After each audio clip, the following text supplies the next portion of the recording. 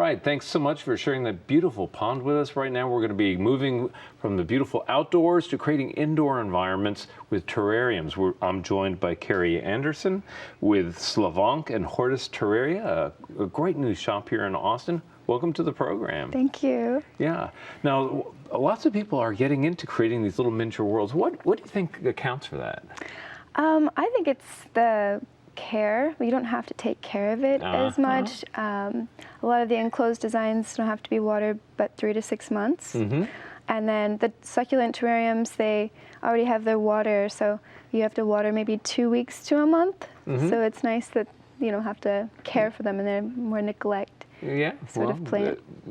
And people lead busy lives, so something that takes care of itself is very appealing. You have brought all sorts of different things for us to look at. I want to start with what you were calling Wardian cases, and these are really beautiful, but I understand they come from a really special place as well. They do.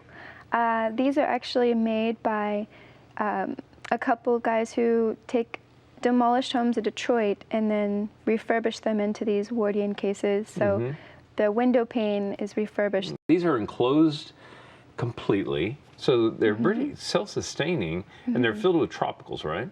Tropicals, ferns, you can put live moss in. And it's actually, you can see them bloom more so inside the environment and, rather than out. You know, some of the colors in the tropicals are very unique. You know, the ferns actually don't live outside of the Wardian cases. Yeah, right. So, well, you've brought some trays of plants that are illustrate the different kinds of things that go in there. One of which is a beautiful assortment of ferns, which are among my favorite plant families, and they do especially well in the enclosed environments, right? They do. They're the oldest species as well, so it's just, it's more, the history is, there's so much history with Wardian cases, and they're really special. Well, you also brought some tropical plants that, again, go very well in this kind of an environment. Yeah, it's fun to mix the patterns. So some of these will have more pink vein, and then the Pelea has like a white sort of sheen to it. Yeah. It's almost turquoise against some of the really bright green ferns. So again, the color really leaps out at you. And inside the enclosed environments, basically you don't have drainage in these, right? So it's really an enclosed system in every sense of the word. And you use potting mix in there, right? I do. I do more of a sphagnum moss so that things are a little bit more moist, but I don't do a drainage layer because the water is just recycled and everything's kind of contained already. I was going to tell you about this here, this terrarium. This one? Okay, well, we can take a jump up here. And this is an older terrarium that you brought along. And this one, I understand, is celebrating its 3rd anniversary. Yes, we celebrate his 3rd birthday. So there's all sorts of tropicals in here. There's actually a tiny little snail colony that I just allow to be in there. It cleans the dirt for the plants. So. And you can see a little bit of layering in this one, which is common in these, right? You put something that's fast draining down below. Yeah, that's typical. Yeah. But congratulations on that. I want to pick back up, though, and show some more enclosed. You don't have to, these can be desktop.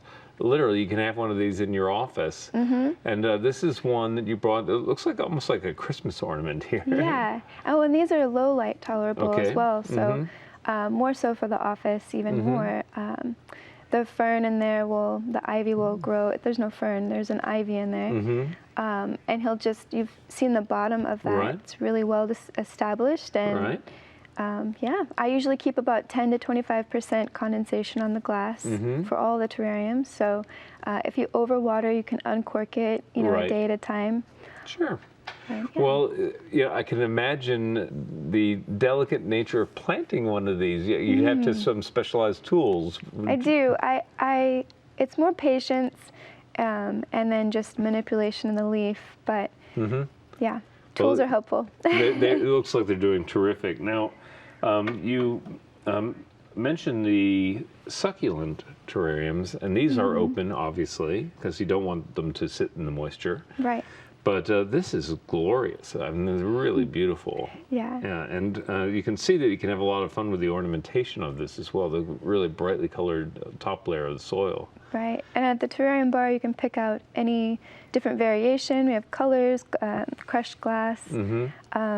So it's fun, and we do the classes, and everyone has a completely different look to the terrarium. Right. So it's really creative. Well, I think it's that personalization is another. You mentioned that the ease of care, which I get, but I think that way of kind of creating this own miniature world with your color palette and you know, your choices. Yeah, it's almost like an escape, and then it's fun to play and get messy with the dirt and, you know, build, and it's going to be in your home, and you're going to take care of it. So. Well, we have one of the succulent gardens a little bit larger here, and this one is glorious. I really love the blend of the shapes of the plants. The patterns, yeah. Yeah, and you can see the brightly colored, what looks like almost gemstone or pyrite there in the foreground. Yeah. Sand. A little bit of bling, my grandmother says. A little bling. Never hurts, right? Yeah.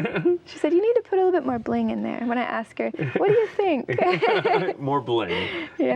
Leave it to grandma, right? Now this one, for example, on the care of this, I would, my thought would be, gee, this is one that could go in full sun. How do they respond to sunlight? What's the best situation for these? So I never put any of my terrariums in the sun. I maybe did in the first year, and it actually will magnify, the sun will magnify through the glass and cook the plants. Okay, so bright light but no sun. Right.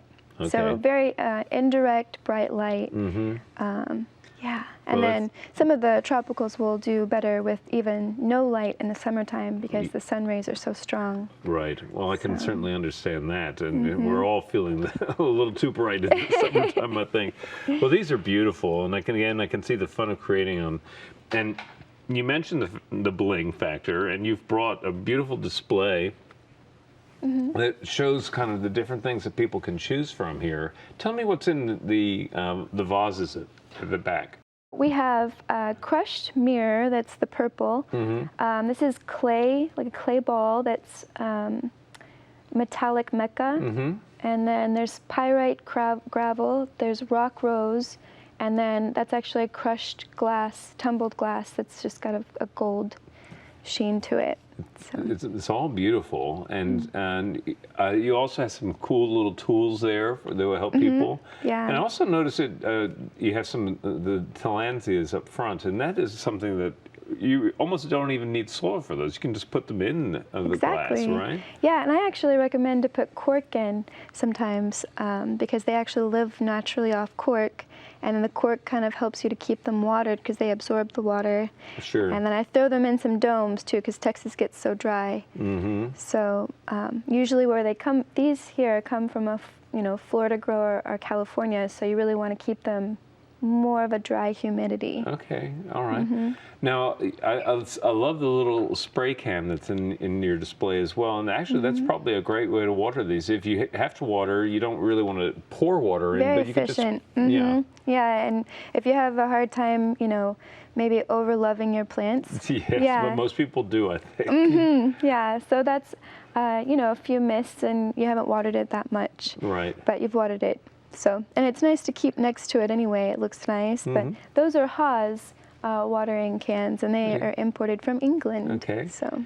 And people can. Your shop is in South Austin on Manchac Road, and you offer classes and events all the time, don't you? We do, yes. The succulent classes are probably our most popular, and then we're actually introducing more of the Wardian cases to the class roster, and even some more creative classes with our different artists as well. There's even a little kind of wine group that you have where people can come in, choose their materials, choose their plants. Yeah, it's like a post-work party, wine party almost it's become, where we offer wine and cheese. And then Saturday is our other regular class, and it's more for all ages. And we have coffee, wine, coffee, juice, tea, fruit. So I Sounds like like- breakfast. Well, it sounds like a lot of fun, and these are beautiful terrariums that you've brought along, and I'm sure Thank you. people will find them very attractive and a great experience as well to go to your shop. So thanks for being on Central Texas Gardener, being a part of our show. Thank you. This has Yeah. been fun. Great, great. Well, thank you, Carrie. And coming up next is our friend Daphne.